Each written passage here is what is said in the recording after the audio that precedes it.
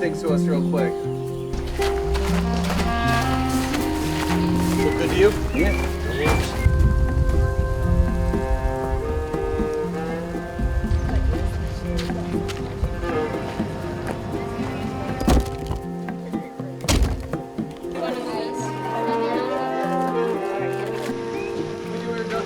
Looking out the window as we were flying in, you could just see open space everywhere. The population density here is a lot lower.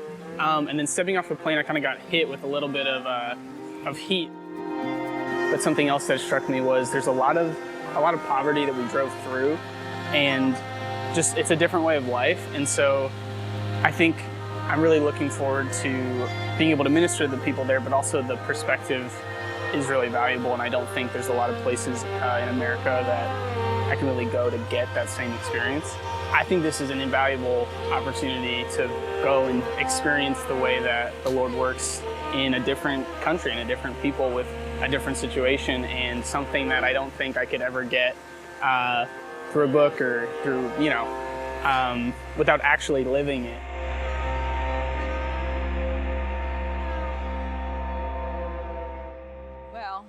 Come from Covenant Church, big church, and we come here, and the word church could mean like a small little building without any sides to it. When I saw the church that we were putting a roof on, I was like a little bit in shock. But when we went to the church in Maya Mopan, it was a nice-sized church, and fairly well constructed and pretty big. So when we came up to the door, you see everybody hesitantly looking at us, but inside you're hearing this music go on, and I respond to music.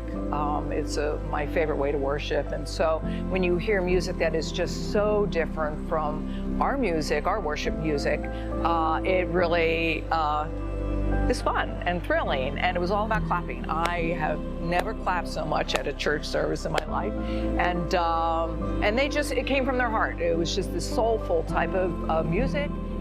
What's impacted me most is seeing like faith in action and being connected with people who have kind of given up everything and are following Jesus. And my most specific example is my wonderful roommate Marissa, who I had to say goodbye to today. And Marissa's from Belize, and she's now working with Bold Hope. She just started, and Marissa gave us a medical testimony that was pretty powerful. And then privately, she shared a couple other stories that just were really amazing. Her faith in Jesus and how Jesus has answered the call for her at every step. And that has probably impacted me more than anything else. So if the Lord sent me just to talk to Marissa, then maybe that's what my moment was supposed to be here.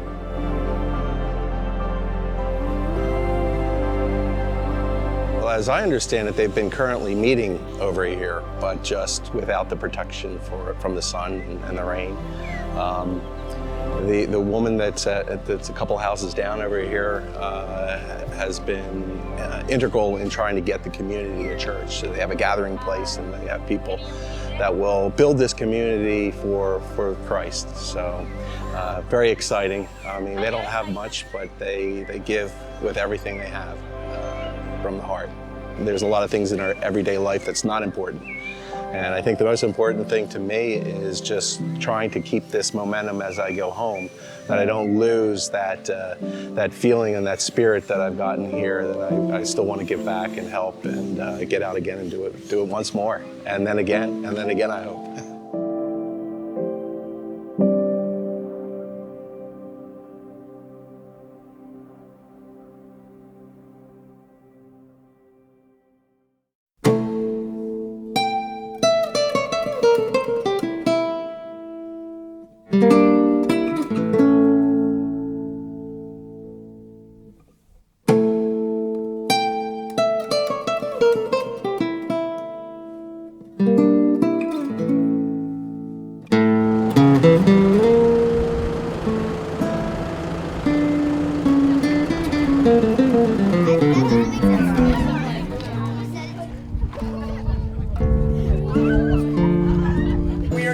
Having 3 days days. We're having 3 lessons focusing on Jesus.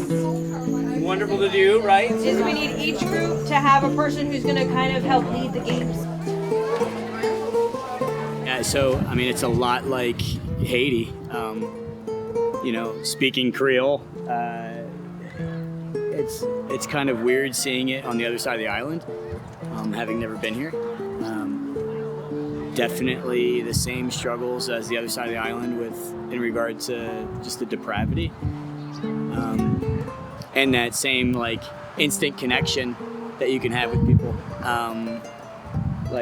Bedley, a little boy just, run up and just instantly like feeling comfortable playing with my arm hair. Alto Vio is, how would I describe it? The way that it was described to me is a community that kind of has just popped up recently in the past couple years, and people own property or they have built kind of structures that are their homes on these properties. And I think there's like 250 family units. The homes are very close together. It's dirt roads, but the people are like so joyful. We've gone to so many houses and invited the kids to VBS today, and people are so happy just living their lives, and they have beautiful gardens, and the kids are running around, and it's a well-loved community, even though to our eyes it might not look like that. I mean, it's one of those places that you can see the physical needs, and so I think that definitely makes your heart ache for the people. But at the same time, you have a real sense of community and people who are there for each other. So while there's some brokenness, there's beauty in it.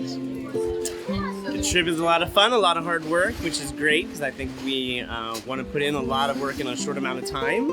I think sometimes short-term internships can be feeling like we just swoop in and swoop out, but it's great that we're actually contributing to a longer-term process so that it's not just a matter of kind of coming in and being Americans, but rather supporting something that's already happening with both Bold Hope and the Nationals doing the work here. So I hope that as we leave, that we can continue something that will be perpetuated after we are gone. So today we got here, we had the previous team had put the posts in the ground for us already. So we had those posts, I think it was 16 posts we had to go through, and we had to cut the posts all to size. So they're all 10 feet now high. And then we had to wait for some clamps, which never came, so we ended up having to redesign it. So we cut a big L out of the top of the post that we could put the braces and the beams up on top of it. So we just did that, we finished that, we cut all that out, we just finished those up. So tomorrow we're going to be ready to get the trusses up, and we'll be able to go from there. It's been good. It's been a lot of fun. We're working as a team, each person helping out, and it's been great. So there's a top cap that we're looking for that we're trying to track down. Obviously, there's not the Home Depots that you go to just normal corner, but if we can't get those to put the beams in, we're gonna come up. We have another plan that we can do some cutouts and some notches. So Abate really is a small community of migrants located inside of a sugarcane field. They live here and they work right next door. They're stuck in the middle of the sugarcane. In the DR, most of the people living in the Bates are from Haiti. So they're Haitian migrants that come over either seasonally or they live here, but they live in these small communities, these very simple communities to harvest sugarcane. So a lot of the people here get worked until they can't anymore. Pastor Mede talked about this morning. He said they have the life sucked out of them. And as you get older, without a family, a lot of these people are walking around waiting to die, which is what Giovanni. That's how she describes the condition. Says that these men are walking around waiting to die. So I think every time I come down on a mission trip, I ask the Lord, like, hey, show me something on each trip. And I feel like every single time he shows me the same thing, that he has made his children all the same. Like, and because I'm a mom, I look at kids and that's kind of more my focus, but I often see these kids as they are the same, no matter what country we go to, they act the same. The teenagers are silly, they go after the girls, they go after the boys, they're sassy with each other, just like our teenagers back at home. And it doesn't matter if we have the language barrier, they're still the same. It's just such an amazing picture to me of God and who He's created.